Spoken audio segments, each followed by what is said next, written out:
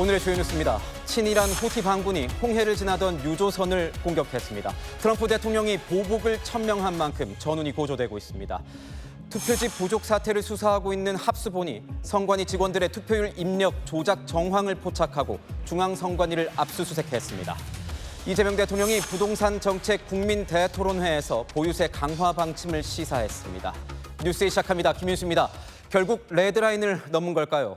홍해를 지나던 사우디 유조선이 친이란 무장단체 후티 반군의 공격을 받았습니다.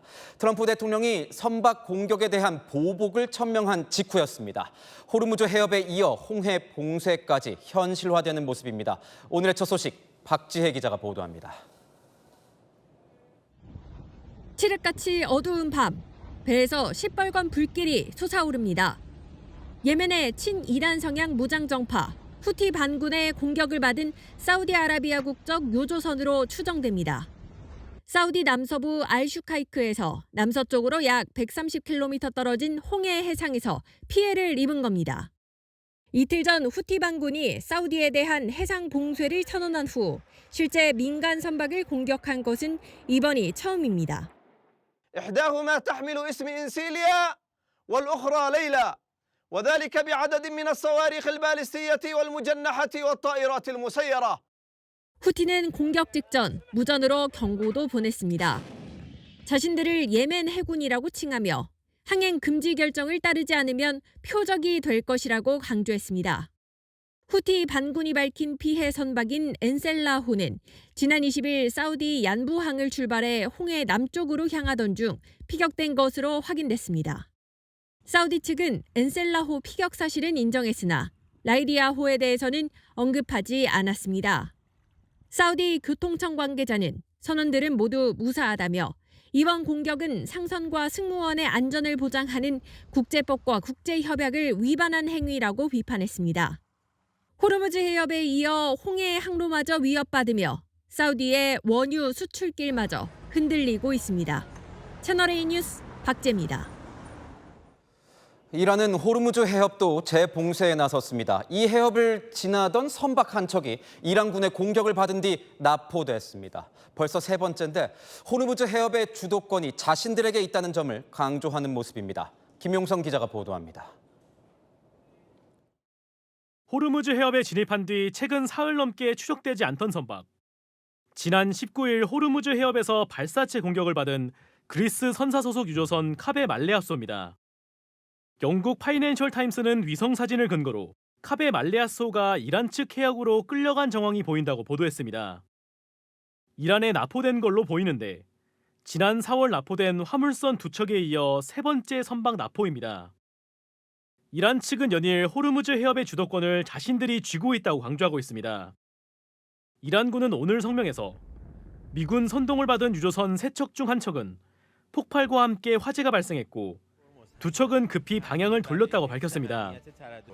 그러면서 호르무즈 해협은 이란 통제 아래 있다며 미국이 적대 행위를 하는 한 완전히 봉쇄된 상태로 유지된다고 강조했습니다. 채널A 뉴스 김용성입니다. 이에 따라 미군의 공격 수위는 갈수록 높아지고 있습니다. 전투 재개 이후 처음으로 죽음의 백조라 불리는 B-1 폭격기로 이란군을 공격했습니다. 특히 미국은 이란 핵시설이 있는 것으로 추정되는 곡괭이 산을 타격하겠다고 공식 예고했습니다. 뉴욕에서 백승우 특파원이 보도합니다. 움직이는 목표물을 향해 정확히 조준하자 금세 불길에 휩싸입니다. 항구에서도 섬광과 함께 폭발이 이어집니다.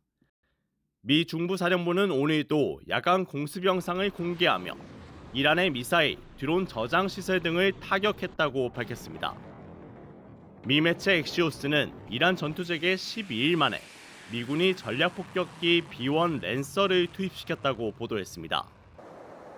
죽음의 백조로 불리는 B-1 랜서는 최대 34톤 무기를 적재하고 저고도에서 초음속 비행이 가능합니다. 한편 이스라엘 공영방송은 미국이 중폭격기를 동원해 이란 비밀 핵시설로 알려진 곡괭이 산을 타격할 예정이라고 이스라엘에 전했다고 보도했습니다. They're getting hit so hard and they want to make a deal. But I say they're not ready to make a deal.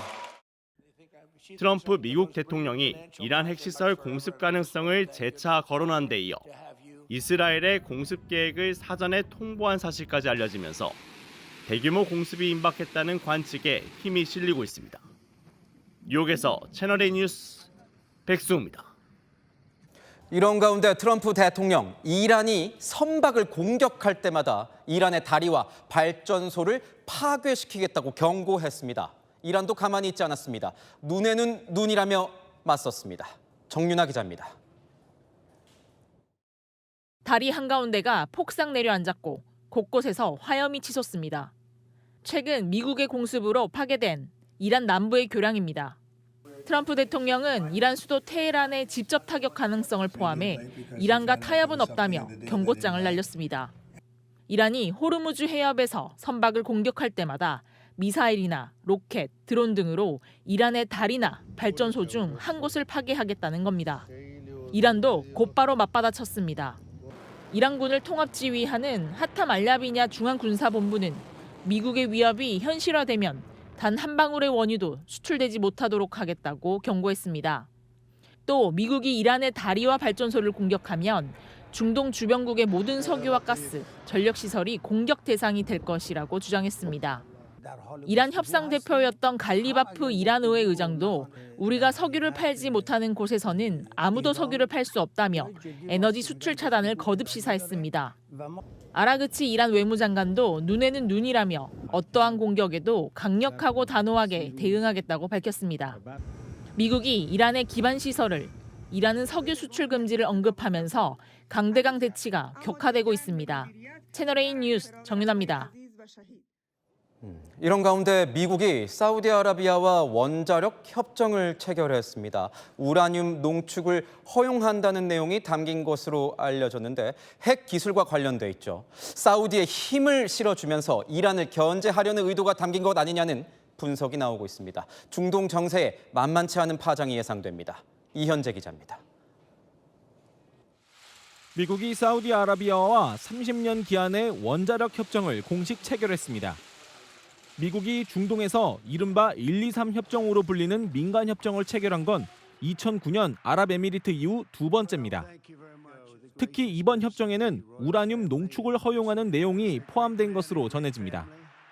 뉴욕타임스 등에 따르면 미국은 사우디에 원전 2곳을 지어주고 2년간 자체 핵연료 농축을 공동으로 연구합니다. 여기서 타당성이 인정되면 우라늄 농축을 허용한다는 겁니다. 핵 비확산을 강조해온 미국은 국제원자력기구 IAEA의 강도 높은 사찰을 전제로만 프랑스, 독일, 영국, 일본 정도에만 예외적으로 우라늄 농축을 허용했습니다. 그런데 이번 협정에는 IAEA의 미신고 시설 사찰 권한도 빠져 있어 트럼프 정부가 이란 견제를 위해 중동의 경쟁자인 사우디의 핵무기 개발 가능성을 사실상 눈감아준 거 아니냐는 지적이 나옵니다. 실제 사우디 실권자인 빈살만 왕세자는 8년 전 이란이 핵무기를 개발한다면 우리도 똑같이 될 것이라고 밝힌 바 있습니다. 채널A 뉴스 이현지입니다. 올여름 장마가 끝이 보입니다. 주말이 지나면 전국 대부분 지역에서 장마 전선이 물러날 전망인데요. 그 빈자리를 이중 열돔이 채우면서 숨막히는 폭염이 찾아온다고 합니다. 장마철에도 가뭄을 걱정해야 할 만큼 비가 부족했던 남부지방은 비상입니다. 유주은 기자가 보도합니다. 지난달 30일 시작된 올여름 장마가 끝나갑니다. 제주는 지난 19일 종료됐고 중부지방과 남부지방은 다음 주 월요일 전후 끝날 것으로 기상청은 전망했습니다. 모레까지 수도권과 강원, 일요일에는 중부와 전북, 경북으로 막바지 장맛비가 내립니다. 이제 폭염입니다. 덥고 습한 북태평양 고기압이 북상하고 티베트 고기압까지 이중으로 우리나라를 덮으며 본격적인 폭염이 시작되는 겁니다. 전국 대부분 무더운 날씨와 함께 열대야가 나타날 것으로 예상되는 만큼 무더위, 특히 폭염에 의한 피해 입지 않도록 오늘 서울도 9일 만에 폭염특보와 열대야주의보가 내려지는 등 폭염 지역이 확대되고 있습니다. 마른 장마였던 남부지방은 가뭄까지 비상입니다. 농업가뭄 경계 수준인 경남 밀양의 배간 저수지는 쩍쩍 갈라진 바닥이 그대로 드러났습니다. 지금 요 논에도 보면 알지만 배상 말라가지고 지금 있거든요. 타라집니다, 나락이. 지금 나가 70세인데 지금 한 50년 동안에 내 알고는 지금 비례 감옥에는 처음이라요. 다만 기상청은 장마철 종료가 집중호우가 없다는 의미는 아니라며 국지적으로 격렬한 강수 가능성이 있다고 설명했습니다. 채널A 뉴스 유주은입니다. 장마가 물러난 뒤에도 짧은 시간 격렬하게 쏟아붓는 송곳 폭우는 이어질 걸로 보입니다. 시간당 100mm씩 퍼붓는 극한 호우가 얼마나 위협적인지 정경은 기자가 체험해봤습니다. 갑자기 앞이 안 보일 정도로 소나기가 쏟아지다가 언제 비가 왔냐는 듯 5분 만에 그칩니다. 그제 충남 북부 지역엔 밤사이 165mm에 달하는 집중호우로 마을 전체가 물에 잠겼습니다. 실제 비 피해는 내린 양보다 강수 강도로 좌우되는데 강수 강도는 1시간 동안 내린 비의 양으로 설명합니다. 시간당 15mm의 비만 와도 차량 와이퍼가 쉴 새 없이 움직여야 합니다. 시간당 30mm면 우산을 들고 있기 힘들고 시간당 50mm 이상이면 침수 위험이 커집니다. 안전체험관에서 시간당 100mm의 비를 직접 맞아봤습니다. 시간당 내리는 비의 양이 점점 늘어나자 빗줄기도 거세지면서 안전바를 잡지 않고서는 걸을 수가 없습니다. 여기에 바람까지 더하니 눈, 코, 입에 빗물이 들어가 숨이 잘 쉬어지지 않았습니다. 현재 시간당 400mm의 비가 내리는 상황인데요. 우산을 쓰고 앞으로 나아갈 수가 없습니다. 100mm 정도면 도로 위에 차량이 물에 둥둥 뜰 수 있고 순식간에 건물이 침수되기 시작합니다. 200mm 이상이면 하천이 범람되고 시설물이 붕괴되고 산사태가 발생할. 최근 짧은 시간 좁은 지역에 비가 집중되는 국지성 호우가 늘고 있습니다. 기상청은 장마가 끝나도 집중호우성 비는 계속된다고 주의를 당부했습니다. 채널A 뉴스 정경은입니다.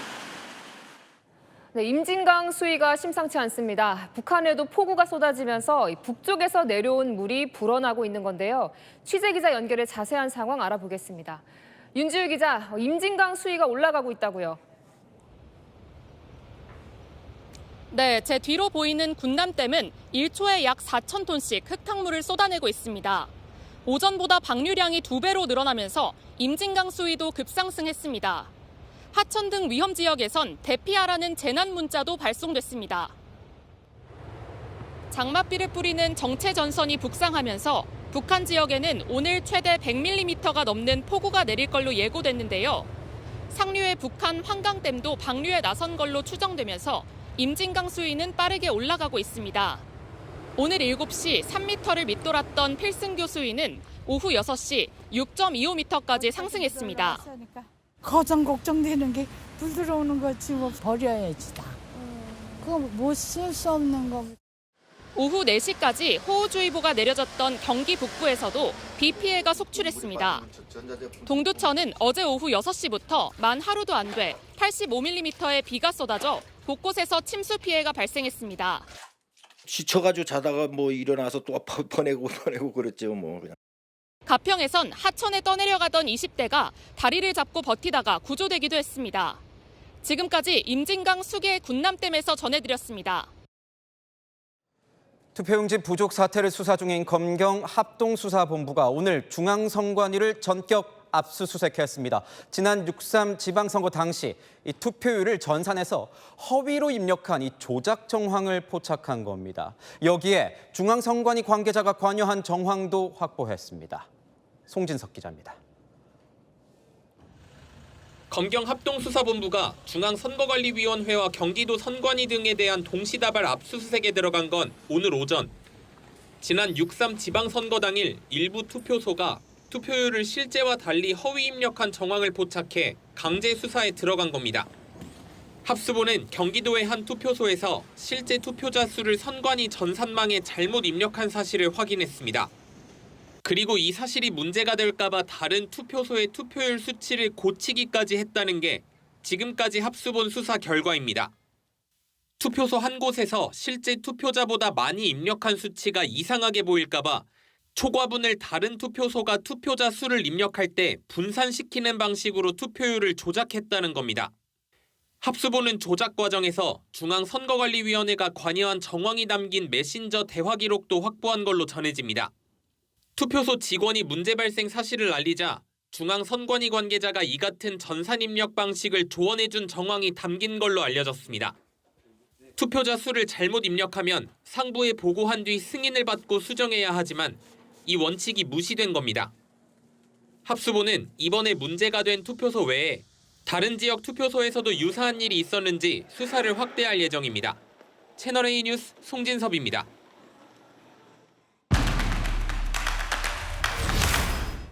네, 아는 기자 시작하겠습니다. 사회부 법조팀 박건영 기자 나와 있습니다. 자, 그동안의 합수본 수사는 투표용지 부족 사태에 관련돼 있었는데 오늘은 그 사안이 완전히 달라졌습니다. 네, 완전히 새로운 혐의가 포착됐기 때문입니다. 지금까지 이 투표용지가 왜 부족했는지 또 누구 책임인지 규명하는 수사였는데요. 수사 과정에서 실제 투표한 유권자 수, 즉 투표자 수가 전산에 조작 입력된 정황이 발견된 겁니다. 경기도 소재 투표소에서 이런 조작 정황이 포착되면서 검경 합수본이 경기도 선관위와 중앙선관위까지 압수수색한 겁니다. 투표자 수 입력이 조작됐다. 어떤 방식으로 조작됐다는 겁니까? 네, 예를 들어보겠습니다. 실제로는 100명이 투표한 곳에서 투표자 수에 0 하나를 더 붙이면 1000명으로 잘못 입력하는 이런 상황이 발생한다고 칩시다. 단숨에 이 투표율에 900명이 늘어난 걸로 반영이 되면 당연히 이상하게 보이겠죠. 그래서 900명에 대해 여러 다른 투표소의 투표자로 분산시키는 방법으로 투표율을 조작했다는 게 수사팀이 포착한 수법입니다. 그렇다면 선거날 1시간마다 이 발표했던 투표율, 그게 다 틀린 숫자였던 건가요? 네, 실제 투표한 사람 수보다 많은 수가 입력되다 보니까요. 이 발표된 투표율에 영향을 미쳤을 가능성, 현재로선 배제할 순 없습니다. 이 중앙선관위는 선거 당일 1시간 단위로 전국 투표소에서 입력한 이 투표자 수를 집계해서 투표율을 발표해 왔습니다. 지방선거 당일인 지난 6월 3일도 마찬가지인데요. 합수본은 1시간마다 공표된 이 투표율이 실제 투표율과 달랐던 지역들이 있을 수 있다 이렇게 의심하고 수사 범위를 확대하고 있습니다. 이게 단순한 문제가 아닌 게 개표 결과까지는 아니더라도 이 유권자의 투표에 영향을 미쳤을 가능성, 그런 문제 있는 거 아니겠습니까? 맞습니다. 이 수사를 통해 밝혀져야 할 핵심 의혹 중 하나인데요. 합수본은 지금까지 문제가 된 투표소에서 잘못 입력한 수치가 수천 명 단위 이렇게 파악하고 있습니다. 문제는 경기도의 투표소 한 곳에서만 이런 일이 벌어진 게 아닐 수도 있다는 겁니다. 수사팀은 투표소 관계자들이 투표자 수치를 임의로 고치기 전에 중앙선거관리위원회 관계자에게 조언을 구한 대화 내역도 확보했는데요. 이런 일이 관행적으로 이루어져 왔다면 투표자 수 오류 수천이 아니라 그 단위가 커질 수도 있는 겁니다. 만약 매 시간 발표되는 이 투표율이 실제보다 높게 발표됐다면 유권자 입장에서 나 하나쯤이야 하는 심리로 투표소에 가지 않았을 수도 있고요. 오늘 합수본의 압수수색도 투표율 조작이 유권자 심리에 영향을 미쳤을 가능성 염두에 두고 결정한 걸로 전해집니다. 당장 국민의힘 의원들 비판에 나서고 있지 않습니까? 네, 맞습니다. 당장 국민의힘에서는 부정선거와 선거조작 의혹을 제기하고 있습니다. 장동혁 국민의힘 대표는 이게 부실선거냐, 부정선거냐 이렇게 날을 세웠고요. 나경원 의원도 선거조작의 실체가 드러난 중대한 변곡점이라고 비판했습니다. 투표용지 부족 사태나 이게 실수나 무능의 문제였다면 투표자 수와 투표율 조작, 전산 조작은 그 성격이 완전히 다른데요. 의도적, 조직적인 조작이 있었는지는 수사를 통해 드러날 걸로 보입니다. 네, 여기까지 듣겠습니다. 지금까지 아는 기자 박건영 기자였습니다. 오늘 이재명 대통령이 부동산 대국민 토론회를 열었습니다. 3시간 넘게 진행됐는데 보유세, 대출 규제, 공급 대책 같은 부동산 문제가 총망라됐습니다. 보유세 강화 방침을 시사하기도 했는데 실거주 주택엔 감면 혜택을 주는 대신 초고가나 다주택엔 부담을 가중하는 이 차등 방안을 고민 중인 것으로 알려졌습니다. 이상원 기자가 보도합니다. 부동산 대국민 토론회는 일반 국민, 전문가, 정부 관계자 등 140명이 참석한 가운데 3시간 넘게 진행됐습니다. 보유세 관련 질문이 나오자 이 대통령은 정치적 손해라는 표현과 함께 올릴 수 있다는 점을 시사했습니다. 통상적인 선진국 수준으로 좀 하려도 한 3배는 올려야 된단 말이에요, 최하. 저는 이제 좀 정치적 손해를 보더라도 대비는 해야 되겠다는 생각을 하긴 해요. 1주택자와 다주택자 대상 과세엔 차이를 둬야 한다는 입장도 재확인했습니다. 내가 진짜 내 살림을 하기 위해서 가진 경우하고 여러 채를 돈 벌기 위해서 한 경우는 전 당연히 차등을 둬야 된다고 보고. 대출이 어렵다는 신혼부부의 호소엔 전수조사를 지시했습니다. 그러니까 신혼부부는 제가 이제 2년 차고 직장 생활한 지 한 5년 차 됐는데 돈이 없습니다. 제가 안 그래도 결혼 페널티 얘기가 있어서 뭐 대출이든 뭐 분양 기회든 뭐 청약 기회든 저희가 다 찾아내가지고 그렇게 되지 않도록 하겠습니다. 그러나 전세 대출은 집값 폭등의 주 원인으로 꼽고 규제 강화를 시사했습니다. 부동산 문제 해결 방식에 대한 참석자의 질의에 대해선 선을 그었습니다. 주택이라는 것이 공급부터 금융 세제가 다 연결이 된 거기 때문에 꼭 원하시는 목적을 달성하지 못할 가능성이 아주 높은 것 같습니다. 본질적인 문제는 신축할 부지가 거의 없다는 거예요. 부지를 어떻게 확보합니까? 투자가 아닌 거주 목적 주택은 실거주용 대신 거주용으로 부르자는 제안도 내놨습니다. 채널A 뉴스 이상원입니다. 재정경제부 내부 익명 게시판이 논란이 되고 있습니다. 이재명 대통령의 부동산 거래를 지적한 걸로 보이는 글이 올라왔는데 당일 오후에 삭제가 된 겁니다. 검열 조치라는 비판이 나오자 재경부는 통상적인 조치였다고 설명했습니다. 송채은 기자입니다. 그제 오전 9시 재정경제부 내부 익명 게시판에 짧은 글 하나가 올라왔습니다. 제목은 훈시 사항으로 주담대가 안 나온다면 사금융을 적극 활용할 것이라는 내용입니다. 글이 올라온 지 약 3분 만에 대통령이 솔선해서 모범을 보이셨네요라는 댓글이 달렸습니다. 본문의 글은 구체적으로 대상을 적시하진 않았지만 최근 이재명 대통령이 아파트를 매도하는 과정에서 약 17억 원의 근저당을 설정한 것을 겨냥한 것으로 해석됩니다. 하지만 이 글은 당일 오후 삭제됐습니다. 삭제된 이유를 묻는 글이 올라오자 재경부 게시판 관리위원회는 삭제 이유를 밝힌 것으로 전해집니다. 내부 게시판에서도 공무원으로서의 의무를 지켜야 하고 비방글 및 과도한 정치적 논쟁은 금지한다는 것이 이유였습니다. 재경부 관계자는 채널A에 과거에도 대통령뿐 아니라 특정 직원이나 간부를 저격하는 글은 관리자 권한으로 삭제된 적이 있었다고 설명했습니다. 하지만 야권에선 공직사회가 어떤 메시지를 받겠느냐, 검열 조치라고 비판했습니다. 채널A 뉴스 송채은입니다. 민주당 차기 지도부를 선출하는 전당대회 예비 경선 결과가 조금 전 나왔습니다. 김민석, 정청래, 송영길 의원이 이변 없이 본선 진출을 확정지었습니다. 당대표 후보가 3파전으로 압축되면서 본격적인 본선 레이스에 막이 올랐는데 최고위원 경선에선 친청계 후보들이 모두 생존했습니다. 이솔 기자입니다. 예비 경선에서 김민석 전 총리와 정청래 전 대표, 송영길 의원이 본선 진출을 확정지었습니다. 당대표와 함께 지도부를 구성할 최고위원 후보는 8명으로 압축됐습니다. 친청계에선 최민희, 한민수, 이성윤 의원이 전원 생존했고 친명계에선 서미화, 박선원, 김용, 김영호, 임미애 후보가 예비 경선을 통과했습니다.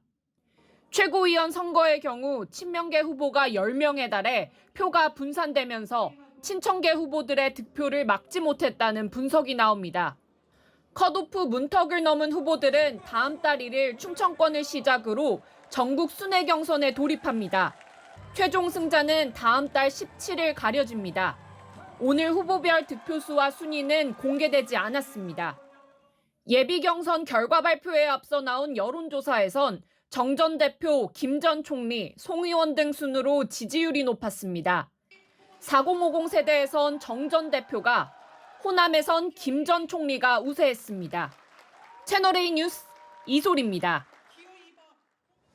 민주당 전당대회 신천지 개입설을 둘러싼 논란은 오늘도 계속됐습니다. 김민석 전 총리 무턱대고 문제를 제기한 건 아니라면서 곧 정리해서 공개하겠다고 했는데 정청래 전 대표는 당을 위험에 빠뜨린 해당 행위라고 비판했습니다. JMS 정명석 총재와의 친인척 관계 의혹도 직접 언급하면서 전면 부인했습니다. 최주현 기자의 보도입니다. 난 정청래 의원을 지지하는데 내가 그럼 신천지 신도란 말이냐? 이렇게까지 당원들이 지금 분노하고 있거든요. 정청래 전 대표가 신천지 의혹에 불쾌감을 드러냈습니다. 정 전 대표는 구체적인 근거를 대라면서 법적 대응을 시사했습니다.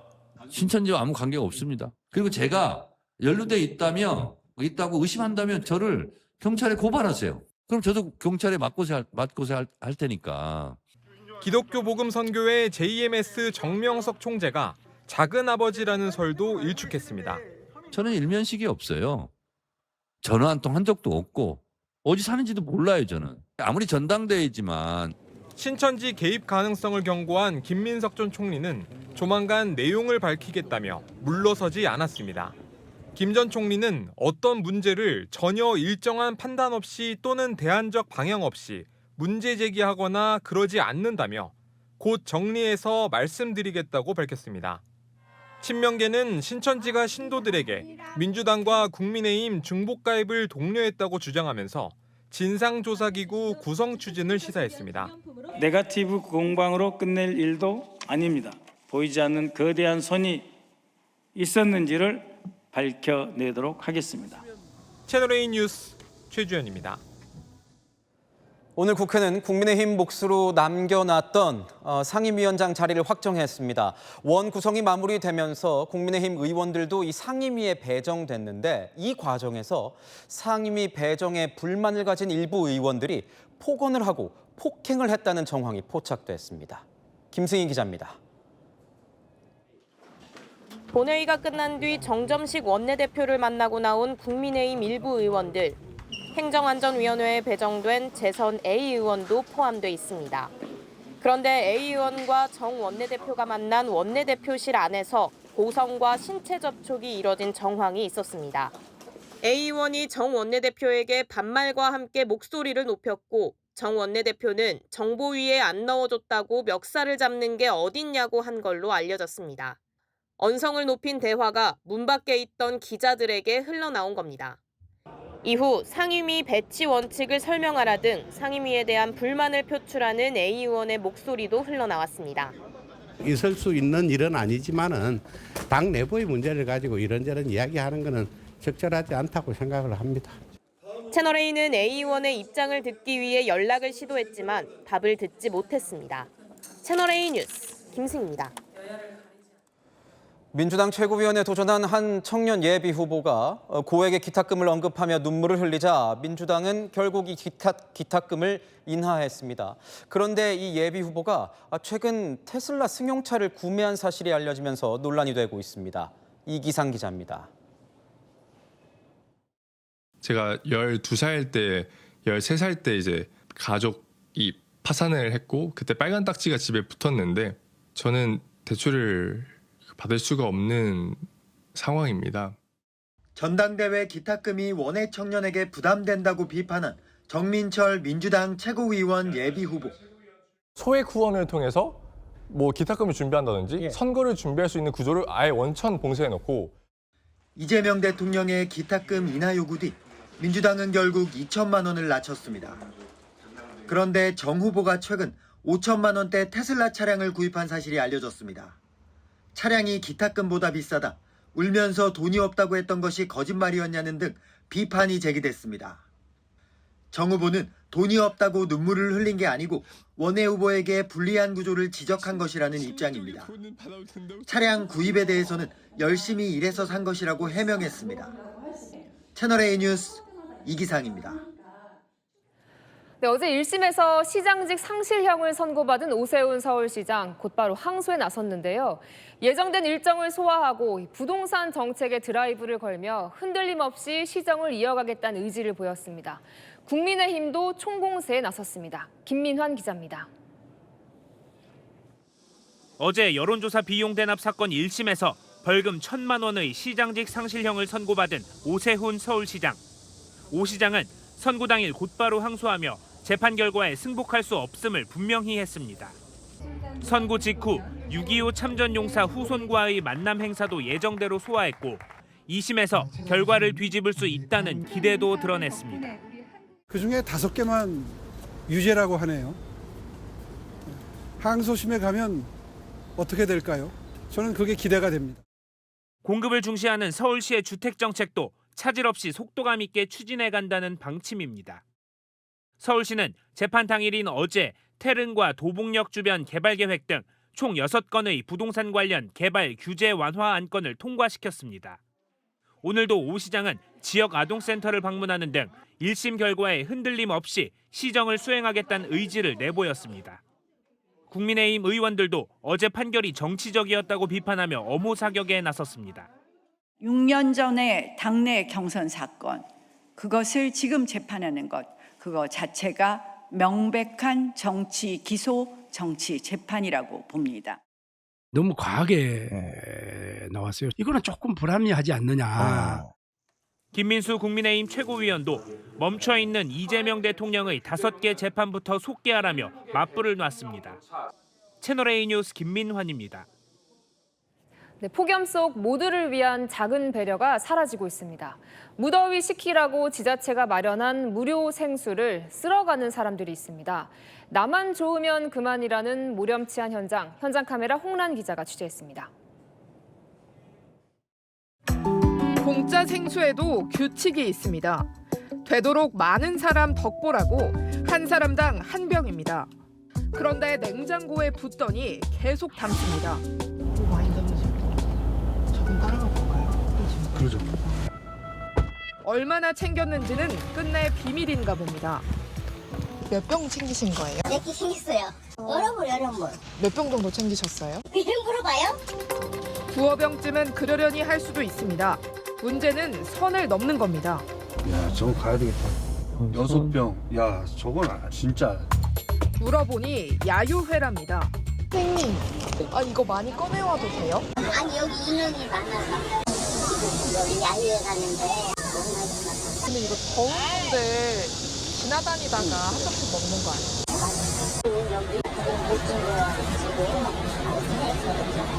근데 단체에서 준비해 오셔야 되는 거 아니에요? 단체도 해왔는데. 이틀간 지켜봤습니다.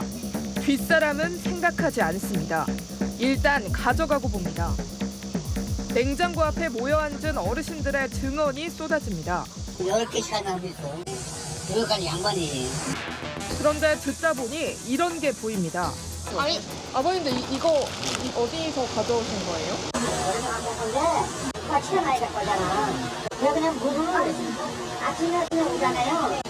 그때 오면은 새벽에 가져온 사람들이 이거를 그냥 박스채 가져가. 그러니까 물이 없어. 그래서 빼앗길까 봐 빼두셨구나. 다음 날 다시 와보니 여기도 낭비의 흔적이 곳곳에 나뉜 겁니다. 이거 진짜 많이 남았네. 다 드신 게 거의 없어요. 물 가져다 채우는 사람이 애를 먹습니다. 공시제 가져간 거 제가 9개 정도 된 걸 제가 빼놓으세요. 주민들은 어렵다고 지금 난리인데 이런 식으로 하면 되냐. 미련도 따위하고. 막 가져가면 못 가져가는 사람 생기기 마련입니다. 살짝만 물어도 성토가 쏟아집니다. 어제도 못 뺐어.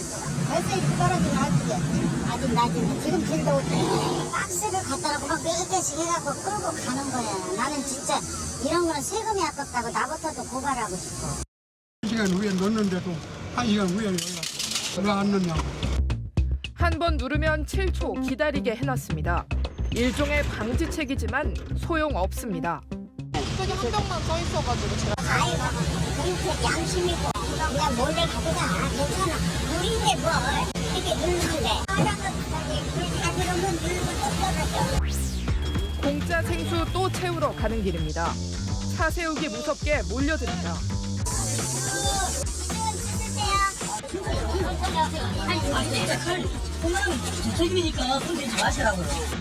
한 병씩 규칙은 또 무너집니다. 5분 만에 100병이 동났습니다. 몇 병씩 가져가도 돼요? 몰라요. 못 말라서 그래. 다른 분들이 못 드신대요. 어쩌라고 떼라고요? 모두를 위한 공짜 생수에는 예산이 듭니다. 공짜 앞에 염치가 사라지고 이기심이 규칙을 무너뜨리면 이 냉장고 자체가 사라질지도 모릅니다. 작년보다 줄었어요. 왜 줄었을까요? 이런 문제들 때문일까요? 저거 여러모로 예산 문제도 있고 그래서. 현장 카메라 홍란입니다. 아파트 관리사무소에서 폭발이 일어나 직원과 주민 8명이 다쳤습니다. 평소 아파트 운영 문제로 갈등을 빚던 주민이 앙심을 품고 불을 낸 걸로 파악됐습니다. 배유미 기자입니다. 아파트 주차장에 연기가 피어오르고 사람들이 밖으로 나옵니다. 입고 있는 옷은 불에 탄 흔적이 역력합니다. 이 아파트 관리사무소에서 폭발 사고가 난 건 오전 8시 반쯤입니다. 저기서 불길있다고 썼더라고요. 신고 도중에 계속 터지는 소리도 나고. 아파트 관리 규약 등을 논의하기 위해 직원과 주민들이 모인 자리에서 70대 입주민 A씨가 인화물질을 뿌리고 불을 지른 겁니다. 몸에 불이 붙은 사람들은 비명을 지르며 밖으로 뛰쳐나왔습니다. 살려주세요, 살려주세요. 얘기는 또 소리가 안 듣기는 들어요. 아저씨하고 저 안에 들어가 다라에 물 담아가면 그렇고. A씨는 범행 후 흉기를 들고 아파트를 돌아다니다 경찰에 제압됐습니다. A씨를 비롯해 8명이 화상을 입었는데 이 중 1명은 위중한 상태입니다. A씨는 관리비 지출 내역 공개 등을 놓고 관리사무소와 마찰을 빚어왔습니다. 아파트 주민대표 선거에서 떨어지자 성가함을 부수며 소란을 피우기도 했습니다. 방화용의자인 남성은 이 아파트 관리사무소로부터 범행 하루 전 업무방해 혐의로 고소당했습니다. 경찰은 A씨를 방화 혐의로 입건했습니다. 범행 전 아파트 CCTV 연결선이 뽑힌 정황을 확인하고 계획범죄 여부에 대해서도 수사를 확대하고 있습니다. 채널A 뉴스 배유미입니다. 장윤기 사건 부실 수사 의혹이 윗선을 겨누고 있습니다. 오늘 광주 광산경찰서장이 피의자 신분으로 소환돼 처음 조사를 받았습니다. 분리수사 지침을 내린 걸로 지목된 국가수사본부 간부들도 줄줄이 소환되고 있습니다. 광민경 기자입니다. 장윤기 사건 초동 수사 과정에서 윗선의 개입 의혹을 수사하는 경찰 특별수사단. 오늘 당시 광주 광산경찰서장 김모 경무관을 직권남용과 직무유기 혐의 피의자로 불러 조사했습니다. 장윤기 사건 수사에 총책임자인 김 경무관에 대해 출국 금지를 내린 지 나흘 만입니다. 특수단은 광산서 수사팀이 장윤기에게 성폭행 목적이 아닌 일반 살인 혐의를 적용하는 과정에 김 경무관이 부당하게 지시나 관여를 했는지 등을 집중 추궁한 걸로 전해집니다. 경찰 수사 최고 지휘부인 국가수사본부 간부들도 줄줄이 소환 조사가 진행되고 있습니다. 어제 국수본 성폭력 수사계장 조사에 이어 오늘은 국수본 강력계장과 소속 직원 등도 불러 참고인 조사를 벌였습니다. 앞서 전 광산서 형사과장과 광주경찰청 간부 등은 장윤기의 성범죄와 여고생 살인 사건 분리수사 지침을 내린 출발점으로 국수본을 지목했습니다. 특수단은 국수본 간부들을 상대로 분리수사 지침의 배경과 이유 등도 추궁했습니다. 채널A 뉴스 광민경입니다. 가슴에 동대문 문신을 새기고 패싸움을 벌여온 조직폭력배들이 무더기로 검거됐습니다. 1950년대 동대문 일대에서 활동한 정치 깡패의 계보를 잇는다며 새를 불려왔습니다. 정서환 기자입니다. 빠른 속도로 길을 건너 달아나는 남성. 남성 뒤로 경찰관들이 우르르 추격해 남성을 붙듭니다. 5명이 앞세 남성을 겨우 바닥에 쓰러뜨리고 뒷수갑을 채웁니다. 붙잡힌 남성은 서울 동대문파 소속 조직원. 동대문구 일대를 근거지로 활동해온 조직폭력배들. 길거리에서 다른 조직들과 수십 명씩 주먹을 주고받으며 패싸움을 벌여 시민들을 불안에 떨게 했습니다. 온 몸에는 문신을 새기고 가슴 한가운데 조직 이름인 동대문을 한자 문신을 새기고 활동했습니다.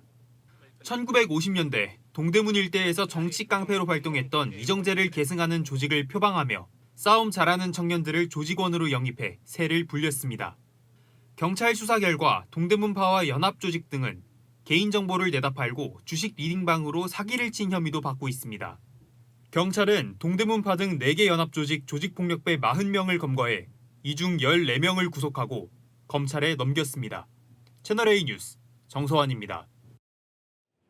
네, 사건을 보다 시작합니다. 사회부 서상희 사건팀장 나왔습니다. 첫 번째 사건 보겠습니다. 네, 골드바를 두고 누가 도망친 건가요? 고등학생이었는데요. 채널A가 확보한 추격전 영상으로 보시겠습니다. 네. 골목길을 전력 질주하는 남성, 잠시 후 흰옷을 입은 남성이 바짝 그 뒤를 쫓습니다. 쫓고 쫓기는 추격전이 이어집니다. 잠시 후에 막다른 골목에 다다르자 이 도망치던 남성이요 더는 달리지 못하고 멈춰섭니다. 숨을 고르더니요 주머니에서 뭔가를 꺼내는데요. 골드바입니다. 알고 보니 도망친 남성은 고등학생이었고 뒤쫓던 사람 금은방 주인인데요. 이 고등학생 흉기를 소지하고 금은방에 들어가서는 시가 750만 원 상당 10돈무게 골드바를 훔쳐 달아났습니다. 밖에서는요 공범인 중학생이 망을 보고 있었다는데요. 경찰 수사에서 돈이 필요해서 그랬다 진술했습니다. 네, 다음 사건 이어서 보겠습니다. 배달원의 정체가 뭐였길래요? 네, 음식을 들고 있었지만 범인을 잡을 미끼였습니다. 네. 빌라 주차장인데요. 음식을 든 배달 기사가 초인종을 누르는데요. 이 모습을 지켜본 사람이 있었습니다. 따라가볼까? 남성들 곧바로 배달원 뒤를 따라가는데요. 빌라 복도를 한번 보실까요? 눈치채셨습니까? 음식 든 사람 조금 전 배달 기사가 아니라요. 셔츠 차림의 남성입니다. 잠복 중인 경찰인데요. 잠시 뒤에 집 안에 있던 남성을 붙잡습니다. 무슨 일일까요? CCTV를 보시죠. 오토바이가 인도를 가로질러 질주를 하는데요. 집 안에서 나온 바로 그 남성입니다. 다른 사람 운전면허를 도용해서요. 석 달간 무려 1,700회나 무면허 운전을 했는데 대포폰 쓰며 추적을 피했는데요. 잠복 중인 경찰이 배달 음식을 주문한 그 정황을 포착한 거죠. 배달 기사의 협조까지 받아서 검거에 성공했습니다. 네, 마지막 사건 보겠습니다. 도망치다 차 사고가 났나 본데 왜 도망쳤습니까? 네, 술 먹고 운전대를 잡았는데요. 네. 하마터면 시민까지 다칠 뻔했습니다. 네. 빠른 속도로 달리는 차량 보이시죠? 바로 뒤에 순찰차가 뒤쫓는데요. 코너에서 속도를 못 이기고 펜스 쪽으로 쾅 하고 돌진을 합니다. 시민들 깜짝 놀라서 뒷걸음 치면서 간신히 피하는데요. 운전자는 40대 남성이었는데요. 잡고 보니 역시나 음주 운전이었습니다. 네, 여기까지 듣겠습니다. 지금까지 서상희 기자였습니다. 사람들로 꽉 차서 혼잡하기 그지없는 이곳 어딜까요? 바로 중국 선전시에 있는 지하철역입니다. 갑자기 승객들에 대한 보안 검색이 터무니없이 강화되면서 반발이 터져 나오고 있습니다. 왜 이러는 건지 베이징에서 성시온 특파원이 전합니다. 지하철역 안에 발 디딜 틈이 없습니다. 에스컬레이터도 역사 밖까지도 끝없는 줄이 이어집니다. 好可怕吧我去好像说是因为有新的安检规定还是干嘛我靠 최근 SNS에 올라온 영상인데 중국 선전시의 지하철 보안 검색이 강화되면서 출근길 혼잡을 빚은 겁니다. 보안 검사가 지체되며 크고 작은 다툼도 발생합니다.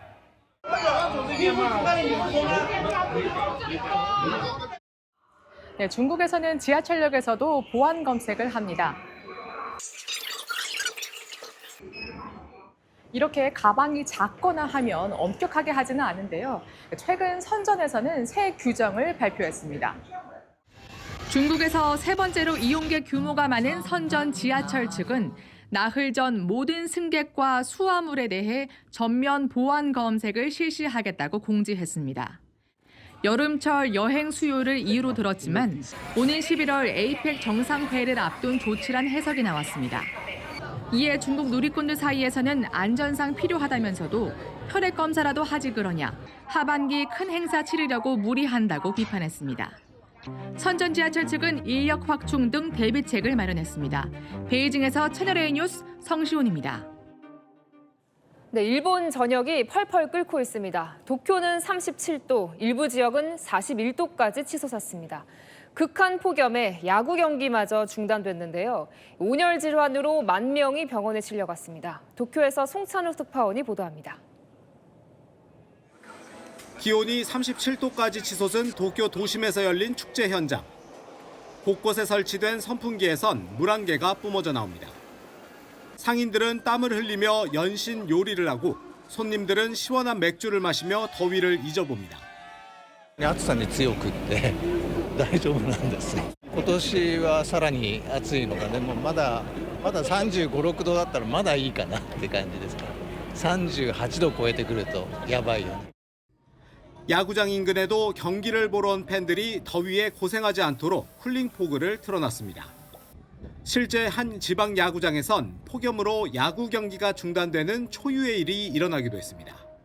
我慢するだけ、あとはもう涼しいとこばかり行ったりしてしのぐと。 일본 기상청은 올해부터 40도가 넘는 날을 혹서일이라는 공식 용어로 부르고 있습니다. 오늘 시즈오카현 하마마츠시에선 올여름 일본에서 가장 높은 41.1도를 기록했습니다. 기후, 아이치현 등 모두 7곳에서 최고 기온 40도를 넘겼는데 7월로는 가장 많은 수치입니다.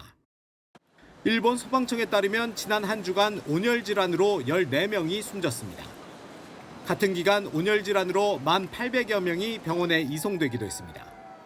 도쿄에서 채널A 뉴스 송찬욱입니다. 삼성전자의 접었다 펴는 폴더블 폰, 화면에 남는 주름이 늘 아쉬움으로 지적됐죠. 신제품이 나왔는데요. 이 주름을 쫙 폈다는데 얼마나 달라졌는지 김태우 기자가 직접 써봤습니다. 삼성전자 매장을 찾은 사람들 손이 휴대전화를 접었다 폈다 분주합니다. 현지 시각 어제 런던에서 열린 언팩 행사를 통해 전 세계에 공개된 폴더블 폰 신제품을 직접 체험해보기 위해서입니다. 한쪽은 구형 폴더블 폰, 한쪽은 이번에 출시된 신형 폴더블 폰입니다. 구형은 접힌 자국이 선명하지만 신형은 가까이서 봐도 주름이 거의 없이 매끈합니다. 화면을 여권만한 크기로 바꾼 신제품도 눈길을 끌었습니다. 위아래 검은 여백을 줄여 영상을 볼 때 몰입감을 높였습니다. 손에 쥐고 있을 때나 주머니에 넣었을 때나 이런 부분이 긴 직사각형일 때보다 조금 더 편하다. 최근 메모리 품귀 현상에 일부 기종은 가격이 올랐습니다. 최근에 여러 가지의 부품 쪽에 어려움이 있지만 가격 상승에 대한 부분들을 완화시킬 수 있는 여러 가지 방안에 대해서도 같이 고민하고. 삼성의 첫 AI 안경도 공개됐습니다. 구글과의 협력으로 제미나이가 탑재됐고 유명 아이웨어 브랜드 젠틀몬스터와 협업했습니다. 눈앞의 장면을 실시간으로 촬영해 핸드폰에 저장하는 등의 기능도 담겼습니다. 채널A 뉴스 김태우입니다. 네, 비만 치료제의 투톱 위고비와 마운자로가 미국에서 소송으로 맞붙었습니다. 위고비보다 효과가 좋다는 마운자로 광고에 위고비 측이 기만이라며 소송을 건 건데요. 국내 소비자들은 어떻게 생각하는지 안보겸 기자가 들어봤습니다. 비만 치료제의 선발주자 위고비와 후발주자지만 빠르게 치고 올라간 마운자로가 소송전에 들어갔습니다. 최근 마운자로 제약사 측이 위고비보다 마운자로가 더 효과 있는 것처럼 광고를 하자 위고비 측이 자사의 구형 제품과 비교한 기만 광고라며 법적 대응을 한 겁니다. 비만 치료제의 성지로 불리는 곳에서 사용자들을 직접 만나봤습니다. 주위에 대부분 다 마운자로는 위고비를 하신 분이 있었는데 그게 시간업체가 잘 안 된다고 이야기합니다. 마운자로가 뭐 SNS에서 좀 괜찮다라고 소문이 많이 나 있어서 지금 15kg 정도 감량을 한 상태라서 우리가 처음 스타일링 잘하는 외국인 전문가들은 개인별로 효과가 다를 수 있다고 조언합니다. 어떤 분들은 위고비가 낫다고 하고 마운자로가 더 몸에 편하다고 하시는 분도 계셔서 경제적 상황이나 다른 요인들을 고려해서 선택하시면 돼요. 건강보험 심사평가원에 따르면 지난해 11월 마운자로 처방 건수가 위고비를 넘어섰습니다. 채널A 뉴스 안보겸입니다. 기상청은 제주 지역 장마가 지난 19일 종료됐다고 발표했습니다. 중부와 남부도 일요일과 월요일 사이에 끝날 걸로 보이는데요. 그때까진 비가 강약을 반복하며 이어집니다. 내일은 수도권과 강원에 비 소식이 있지만 계속 내리지는 않고 때때로 소강 상태에 들겠습니다. 예상되는 비의 양은 영서에 80mm 이상, 수도권에도 최대 60mm고요. 충청 이남에는 오후 한때 소나기가 지납니다. 한편 이제 남부뿐만 아니라 중부까지 폭염특보가 확대됐는데요. 서울에도 9일 만에 다시 폭염특보가 내려졌습니다. 내일 서울은 한낮에 31도로 후텁지근하겠고요. 포항은 38도의 극한 더위가 나타납니다. 날씨였습니다.